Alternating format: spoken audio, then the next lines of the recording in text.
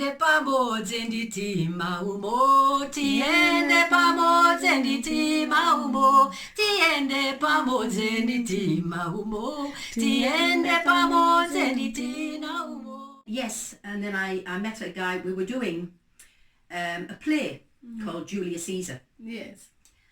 And it was to be held. We were going to do it at Lusaka University. Okay. And I met this guy called Chris. Funny that because my husband's called Chris. I must go for Chris's. Oh, yeah. And he was doing Cassius. And I thought it was... What's Cassius, by the way? Sorry. Cassius was a guy in Julius Caesar. Oh, okay. And nobody take offence here because I always do this, but I've got to say, and I found it fascinating because I loved his Zambian accent doing Shakespeare. Can you show them your Zambian accent as well? Oh, friends, Romans and countrymen, lend me your ears. Yes. It is not for Caesar this, but for that. Oh. So this is how it goes. And I thought, this is fun. So I always practice accent. So what used to happen was, now I've gone into it, I can't get out. So what used to happen, we used to do the rehearsals in our school hall. And we round the back. Yeah. And he came round one day and he said, I like you, in his African accent. Oh yeah. Ooh. And I said, oh, you're not too bad yourself, you know. And he said, my black friends don't think it's right I should be going out with a white woman. Oh. I said, well, I probably have the same problem Of course. on the other side. From your parents. Yeah. So we never dated as such because we couldn't go anywhere, if you know what I mean, Yes. because I was always picked up from the school by my parents, taken home. You know, it was all very strict. But what I did was, and I know this is naughty and my sister doesn't know I did this either. Oh, I'm going to get a phone call tonight. I got myself a little dog. Okay. So that I could have an excuse. So I could sneak out the house. So she got herself a little dog so she can go and see... And see Christopher. Oh, Christopher. Yeah. Whoa. And we lived about 6 streets away. Yeah. And now it doesn't sound a lot here, but over there it's very, very hot to walk. Yeah. And I used to sneak out on a night and pretend I was going to see a friend over the road in Motherley. Yes. But I didn't. And I'll tell you another tale in a minute, and this is not a nice one. But anyway, we'll go back to the dog first. Yes, yeah. So I got the dog, and we lived near the hospital, and there was hospital gardens at the back. Yeah. So I used to say to Chris, because he used to come in the office, and this is when I was working at the office as well, it was a bit transitional. Yeah. And I used to say, right, I'll meet you in the hospital gardens at 11 o'clock in the morning. Yeah. So he'd meet me there, and we'd play ball with the dog. And then he'd go his way and I'd go mine. Yeah. He was in, the streets, by the way, in Chingola, they're a bit like America. They go from 1 to 14 or 1 to 15. So you have 1st Street, 2nd Street, 3rd Street, 4th Street. So we were 6th Street and he was 14th Street. So I had quite a way to go. But I was stupid and I was very, very naive. Yeah. And I used to do this on a night. Wow. And I suddenly became aware, I was walking home from school, it was one afternoon, and there was this guy, he was about 40, driving this van. And he was sort of curb crawling me. He was following me. And I thought, who's he? And I went, look at him. So I was sort of running home, get out the way. And then one night, I was walking to Chris's, and a car pulled up, and I didn't really see who it was. He said, would you like a lift? I should never take a lift. No, I was about I was 17 years old at the time. But I was so naive, and I kept saying, no, no, no. And he said, no, he said, it's okay. He said, where you going? I said, I'm going 14th Street. I'll give you a lift, I'll give you a lift. And I got in. Yeah. I got in. And he went past 14th Street, and I said, excuse me, where are you going? And he said, oh, we'll just go to the 5 Mile Rock. There's a rock outside of Chingola called the 5 Mile Rock. I don't know if you remember. I've never... On the right hand side. Yeah. I've never grown up in Chingola. For those of you who've grown up in Chingola, please confirm if you've heard of... The 5 Mile Rock is between Chingola and a place called Musenga Plots. Musenga Plots, okay. Which are small allotments with houses. But they're like mini farms. Yes. And this big rock is there, and everybody used to go, I don't know why, but they did. And I started crying. Oh. And I said, no, please, please, don't do this to me. Don't do this to me. And eventually he took pity on me and he let me out. Wow. And I walked back and I managed to get to Chris's house. And he said, why are you late? And I told him, and he said, don't you ever do that again. No. And he walked me back home. But we used to have to sneak. He'd walk me back and then he'd go one way and I'd go the other way. Oh, so the other person, you'll be It was all very exciting. Yeah. Because then you're hiding your relationship, Yeah. isn't it? Oh. But unfortunately, naive again, we used to write stupid letters to each other. And my mother must have been through my drawers and found something. And the next thing, all hell let loose. What are you doing dating a black guy? What are you doing, blah, de blah, de blah. And, and I thought, oh, this is no good. And then my father was very angry and he found out where they lived. And he went round and he knocked on the door. And his brother came to the door, Chris's brother came to the door, and he said, well, look, he said, they're both the same. He said, she's as bad as he is. Yes. And I confirmed that. I said, yes, Mum, your mum is just as bad. Yeah. No, just have a pop at him. And I'll be honest, I mean, he was lovely, and it probably wouldn't have gone anywhere. We were kids having a bit of fun. Yeah. You know, you can't stop a 16, 17-year-old from not having friends and not having a bit of fun. It's not normal. No. I mean, there wasn't a lot of places you could go for entertainment. No, not then, no. You know, and my mother and father were very church orientated, which I never was. Yeah. I was forced to go, Yeah. but it never really interested me. And so there wasn't anywhere. And my mother and father didn't drink, so they didn't go to the golf club. They didn't go to the Changa Mine Club. My father played cricket, which was very boring. Yeah. Which was handy actually, because there was a cricket field there, and then behind it was the swimming pool, the swimming baths. Yeah. So we used to go to support my father with his cricket, and then halfway through we'd turn around and we'd watch the swimming over the other side because we were bored. Yeah. So yeah, there wasn't a lot. Yeah. There wasn't a lot.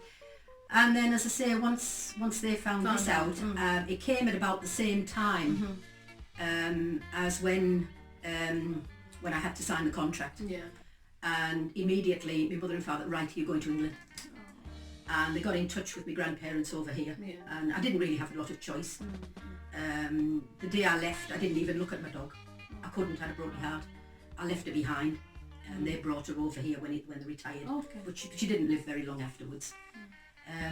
And if Christopher Maguire is out there, I owe you one big apology, because I just cut in blank.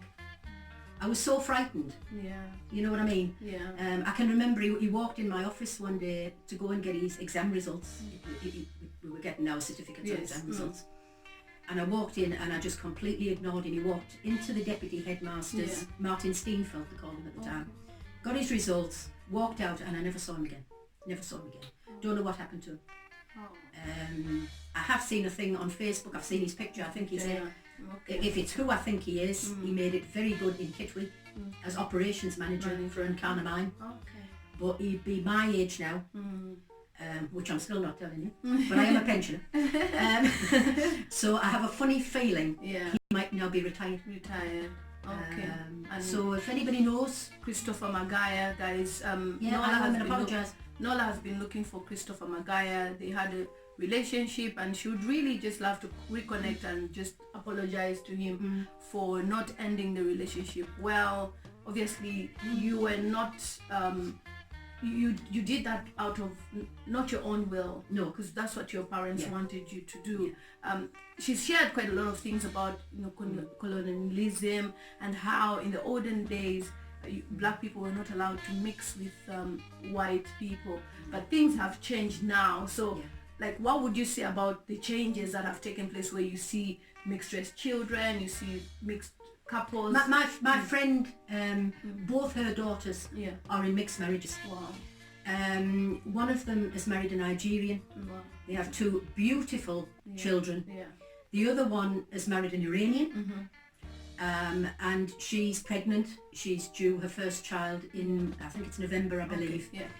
Yeah. I think things in the UK have improved. I can't comment about Zambia because I've not been back. I'm assuming that there aren't many white people there now. I'm assuming. There are quite a lot. Yeah, there are quite a lot of because a lot of them left. Yeah. Went to South Africa, Zimbabwe. Okay.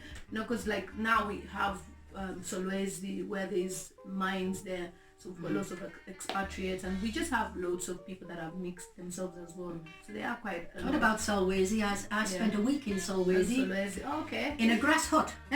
Oh, wow. It was a church camp. Okay. And it could actually be your farm. Yeah. Is your farm before Solwezi? It's somewhere, one of the chieftains. It was before you went into Solwezi on the right-hand side.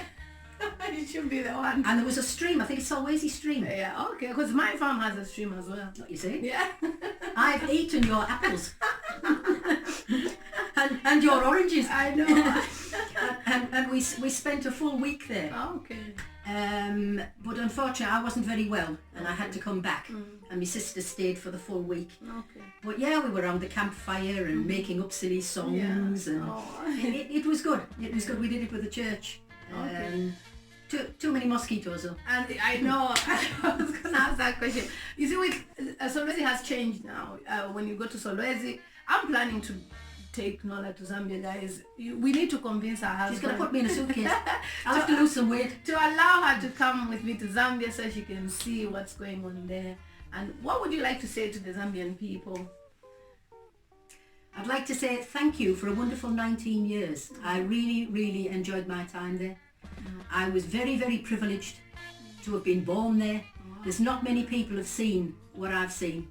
Unfortunately, since I came over here, I've never left England. Okay. And I will eventually. Even if it's in a box. I will eventually end up back in Zambia. I'm sure I will at some point. You think so? Eh? I think so, yeah. Oh, okay. I think I think it would be good for you to. I'd like to see Victoria Falls again. Yeah, it would be good for you to visit Zambia and just refresh your memories. You know, especially that both your parents are normal as well. So like, you know, you can just walk through the places that you. I must admit, before I go, by the way, although my mother and father were very colonial, they were very, very kind. My father got a lot of black people who were working for us because we had houseboys and garden boys there. Oh, yeah. I'll be honest, I've never ever polished a pair of shoes. I passed them to my husband. I don't polish shoes. Yeah. I always had them done for me. And as I say, we had houseboys, but they were very, very kind. My mother used to give them fruit, things for the children, everything like that. And when they came back to England, I think their attitude did change. Yeah. I think they started to realise it wasn't quite right. So yeah, I think they did realise that. But my father was actually a lay preacher for the Assemblies of God Sunday School in Chingola. Oh, Assemblies of God in Chingola is still there, I believe. Is it? Yeah. Is it still in the Helen Waller School? I think they have a building now. I'm not sure because I know my cousins, because my family, they are all from Chingola, like my dad's side. Yeah. So most of them were going to the Assemblies of God in Chingola. Yeah. So I'll ask my cousin to watch this video and comment. Oh, and there's one thing I want to ask. Yeah. I understand they've built an airport In Zambia. in Chingola. In Chingola. I haven't been to the one in Chingola, but I know there's Ndola Airport. Yeah, well, I was looking. I do Google Earth, Yes. Okay. and I spotted that somewhere. I may be wrong. It might only be a small thing. Yeah. But somewhere between Chingola and Kitwe, on the left-hand side, as you go to Kitwe, Yeah. there is an airport. Okay. Basically, what they've done now is for the domestic flights, because we've got like 2 or 3 airlines that go around Zambia. They go to the main towns, and I believe it should be there as well. But the president of Zambia is trying to improve on most of the airports, and the Zambian International Airport as well, which is now the KK International Airport, is also being renovated. Yeah, well, that was the time I was there. Kenneth Kawunda. Yeah. He was the first one. Yeah, so it's being renovated as well, the one in Ndola. So they're doing a lot of works with the airports as well. And then because of the mining towns, like people who travel from Solwezi to Chingola, you know, some people have families at home in Chingola and they work in Solwezi. So I'm sure they're trying to improve that. But the bus service is also good as well. It's not that bad. Right now, when I was there, there was no white bus service. Wow. None whatsoever. So you had to travel. You had to have a car. You had no choice. You walked or you had a car. But in the black townships, Yeah. they had buses. So what you're saying is, in Chingola, for example, you had the black township and the white Yes, township. yes. Oh. We had Chikola, we had the main white area Yes. with the white shops. Yeah.